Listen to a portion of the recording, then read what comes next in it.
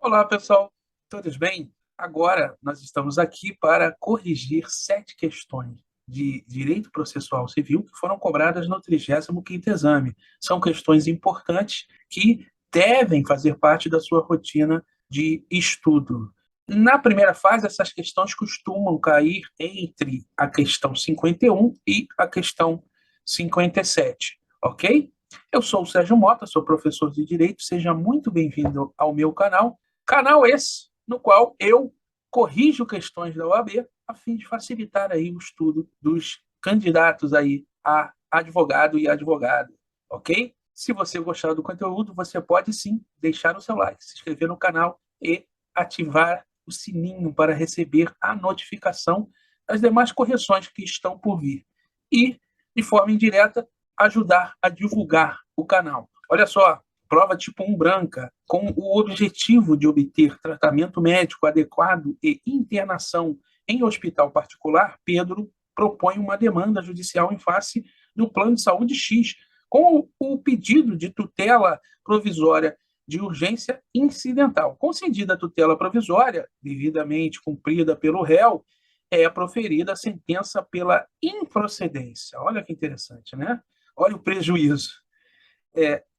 Do pedido apresentado por Pedro, a qual transita em julgado diante da ausência de interposição de qualquer recurso. O réu, então, apresenta em juízo o requerimento para que Pedro repare os prejuízos decorrentes da efetivação da tutela provisória anteriormente deferida, com o pagamento de indenização referente a todo o tratamento médico dispensado. Diante de tal situação, é correto afirmar que, de acordo com o CPC, e aí, pessoal, você deveria ter conhecimento lá do artigo 302 do CPC, olha só, independentemente da reparação por dano processual, a parte responde pelo prejuízo que a efetivação da tutela de urgência causar à parte adversa, se, inciso 1, a sentença lhe for desfavorável, que é exatamente o que aconteceu aqui, ok? A sentença foi desfavorável a Pedro, né? Vamos dizer que Pedro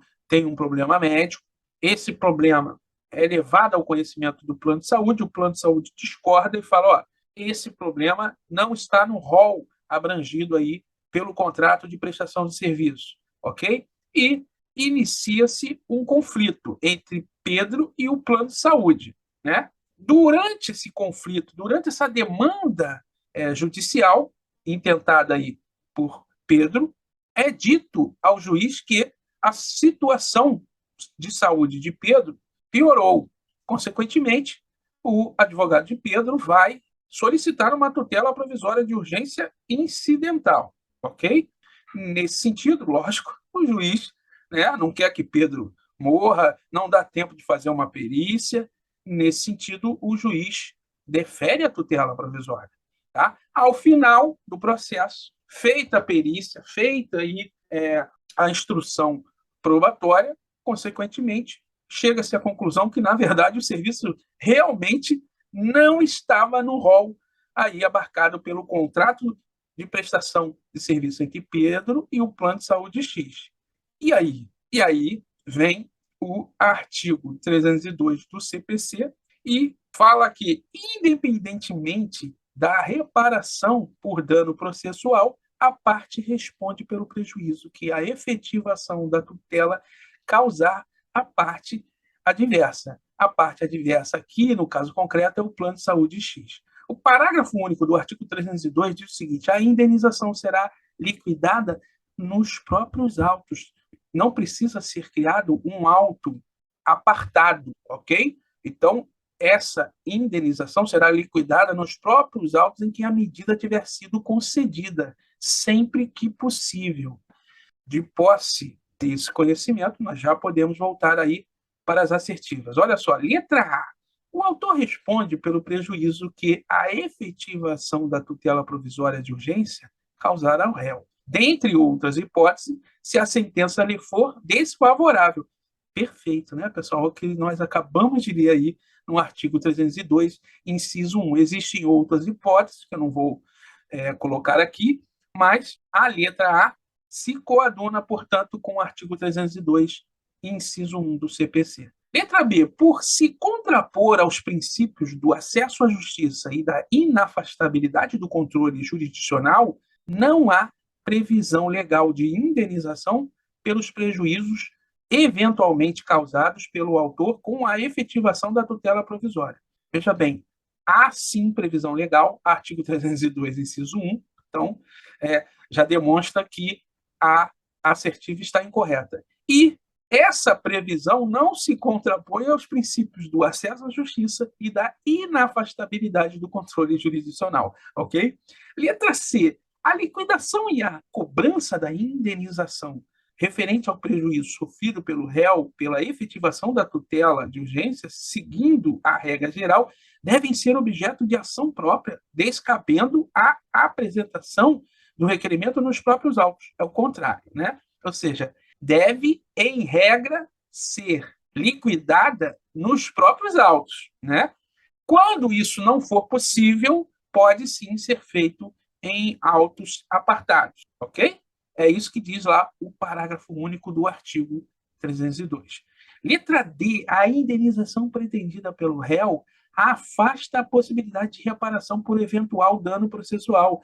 É o contrário. Independentemente da reparação por dano processual, haverá a responsabilização pelo prejuízo que a efetivação da tutela de urgência causou ao réu, ok? Então, a letra D também está incorreta. Gabarito é letra A. Vamos para a próxima. Olha lá, pessoal. Questão 52, prova tipo 1 branca. Proposta uma demanda judicial com a presença de 150 autores no polo ativo. A parte ré, regularmente citada, peticiona nos autos apenas e exclusivamente no sentido de que seja limitado o número de litigantes, informando ainda que sua contestação será apresentada no momento oportuno. A parte autora, então, se antecipando a conclusão dos autos ao magistrado competente, requer que o réu seja considerado revel por não ter apresentado sua contestação no momento oportuno. Com base no Código de Processo Civil, é correto afirmar que eu já posso afirmar aqui que o advogado da parte autora é um cara que estudou e sabe o que está fazendo. O advogado da parte ré ainda é incipiente, né? Ou seja, ainda é iniciante na profissão, tá?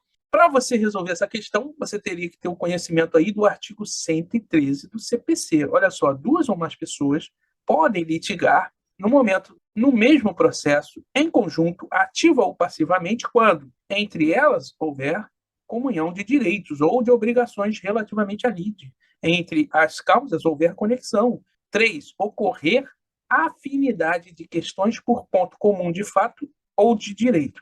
Então, essas duas ou mais pessoas serão litisconsortes. Formarão um litisconsórcio. Parágrafo 1º, olha só. O juiz poderá limitar o litisconsórcio facultativo quanto ao número de litigantes na fase de conhecimento, na fase de liquidação da sentença ou na execução, quando este comprometer a rápida solução do litígio ou dificultar a defesa ou o cumprimento da sentença.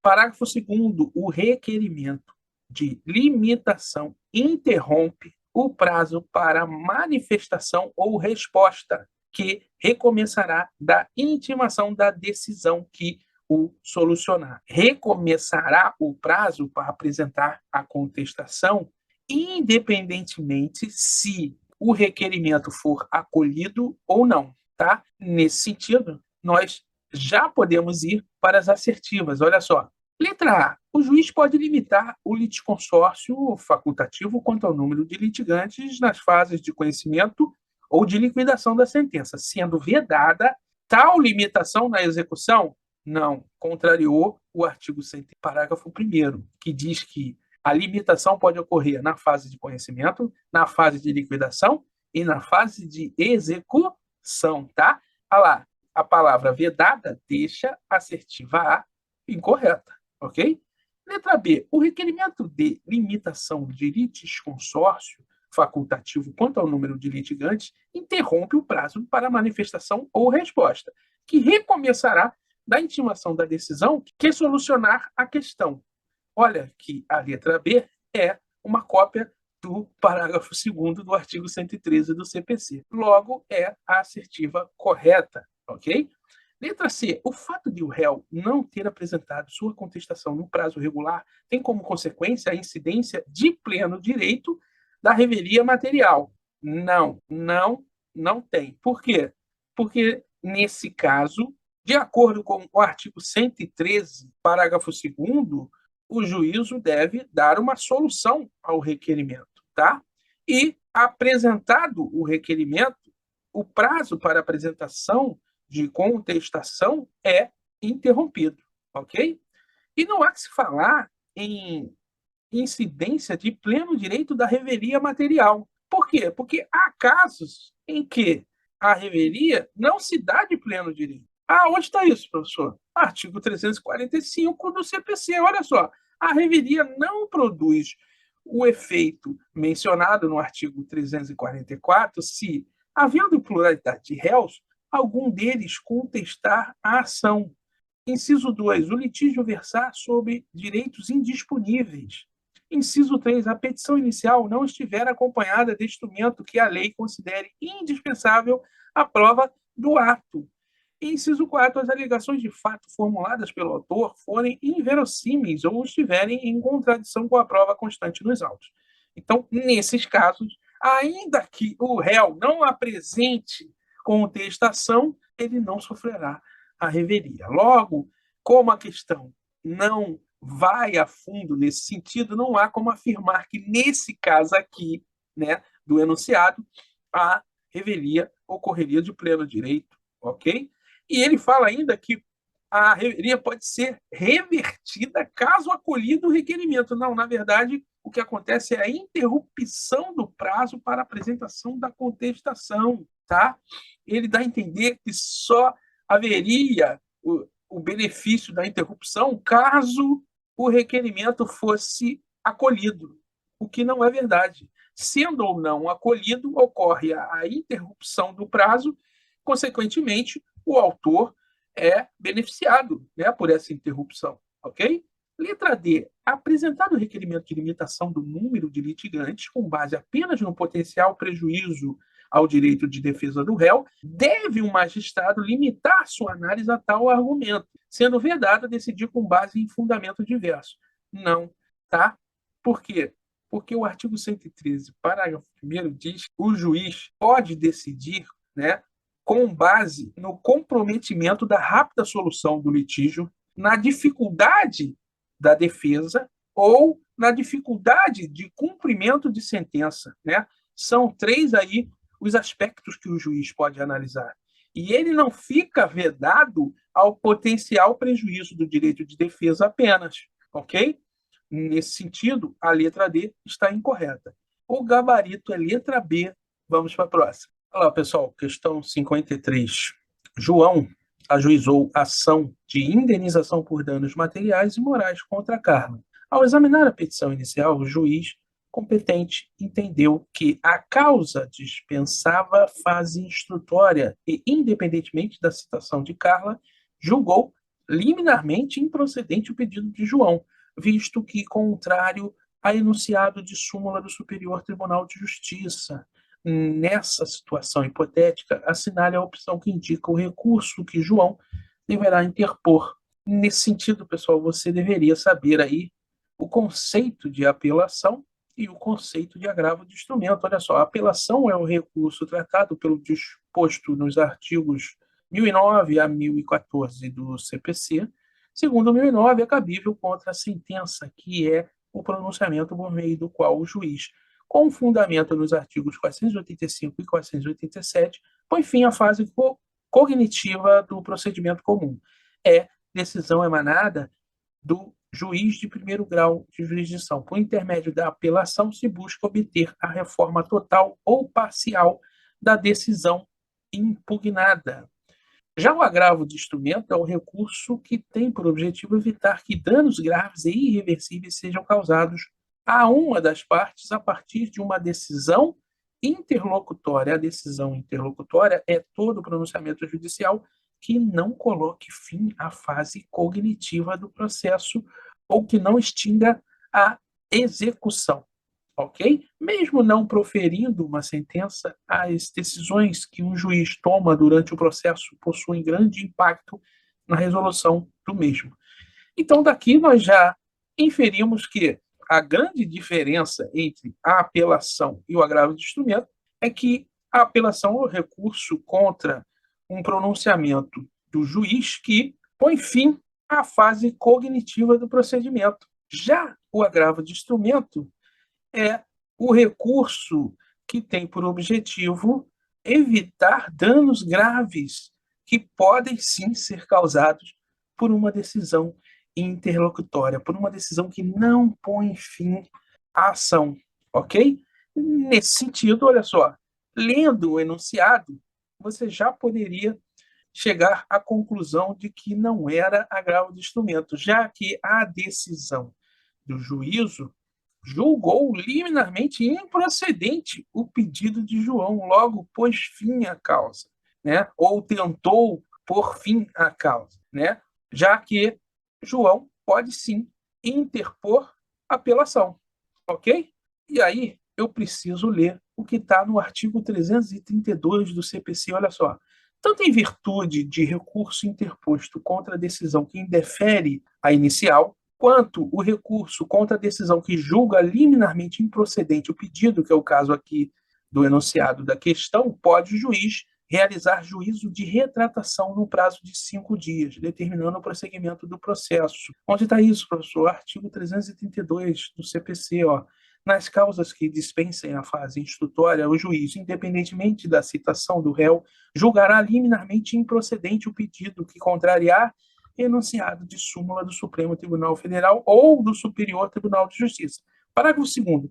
Não interposta a apelação, olha aí, o próprio artigo 332, no seu parágrafo 2º, já diz qual é o recurso cabível contra a decisão que julga liminarmente improcedente um pedido, ok? Então, olha só, não interposta a apelação, o réu será intimado do trânsito em julgado da sentença nos termos do artigo 241. Parágrafo 3º, interposta a apelação, o juiz poderá retratar-se em 5 dias. Parágrafo 4º, se houver retratação, o juiz determinará o prosseguimento do processo com a citação do réu e, se não houver retratação, determinará a citação do réu para apresentar contra-razões no prazo de 15 dias. A apelação é interposta junto ao juízo de primeiro grau, porque há medidas a serem executadas e há prazos legais a serem observados. Por que eu coloquei isso aqui? Porque o examinador tentou te levar a erro quando na letra D fala que o recurso de apelação deve ser interposto diretamente no tribunal a quem? Quando, na verdade, deve ser interposto no tribunal a culpa, ok? De posse dessas informações, nós já podemos ir para as assertivas. Olha só. Letra A. Agravo de instrumento, uma vez que o julgamento de improcedência liminar do pedido ocorre por meio de prolação de decisão interlocutória agravável. Não, né? O fato de o juiz julgar liminarmente improcedente o pedido deve ser atacado através de apelação e não de agravo de instrumento, ok? A letra B está incorreta pelo mesmo motivo. A letra C é o gabarito da questão, olha só. Apelação, ou seja, deve ser interposta apelação, sendo facultado ao juiz retratar-se no prazo de 5 dias do julgamento liminar de improcedente do pedido. Letra D, a apelação, opa, até a vírgula está ok, mas olha só, sendo o recurso distribuído diretamente a um relator no tribunal, né? E não no juiz de primeira instância. Daí porque a letra D está incorreta, ok? Gabarito é letra C. Vamos para a próxima. Vamos lá, pessoal. Questão 54, prova tipo 1 branca. No âmbito de um contrato de prestação de serviço celebrado entre as sociedades empresárias Infraestrutura S.A. e Campo Lindo S.A., foi prevista cláusula compromissória arbitral, na qual as partes acordaram que qualquer litígio de natureza patrimonial decorrente do contrato seria submetido a um tribunal arbitral. Surgido o conflito e havendo resistência de Infraestrutura S.A., quanto à instituição da arbitragem, assinale a opção que representa a conduta que pode ser adotada por Campo Lindo S.A. Pessoal, questão que trata aí da Lei 9.307 de 1996, que dispõe sobre arbitragem. Olha lá, cláusula compromissória é a convenção por meio da qual as partes de um contrato comprometem-se a submeter à arbitragem os litígios que possam vir a surgir relativamente a tal contrato, prevista lá no artigo 4º da Lei 9.307. Assim, a cláusula compromissória é anterior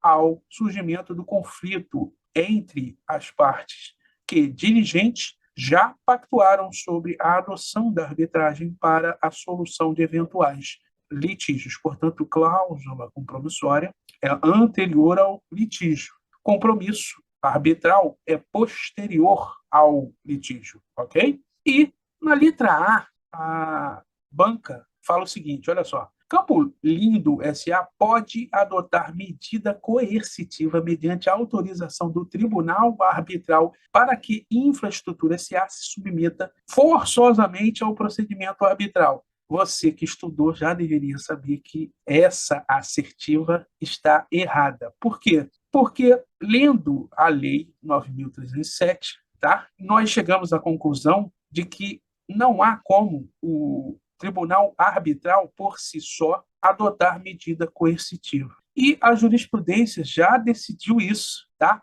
Lá na edição número 122 do Caderno de Jurisprudência em Teses do Superior Tribunal de Justiça, se você colocar jurisprudência em teses no Google, você vai achar, ok? O item 7 diz o seguinte, ó, o árbitro não possui poder coercitivo direto, sendo-lhe vedada a prática de atos executivos, cabendo ao Poder Judiciário a execução forçada do direito reconhecido na sentença arbitral. Portanto, tendo sido direito reconhecido na sentença arbitral, se houver necessidade de medida coercitiva ou executória, ter-se-á que recorrer ao judiciário, ok? Então, nesse sentido, a letra A está incorreta. Letra B.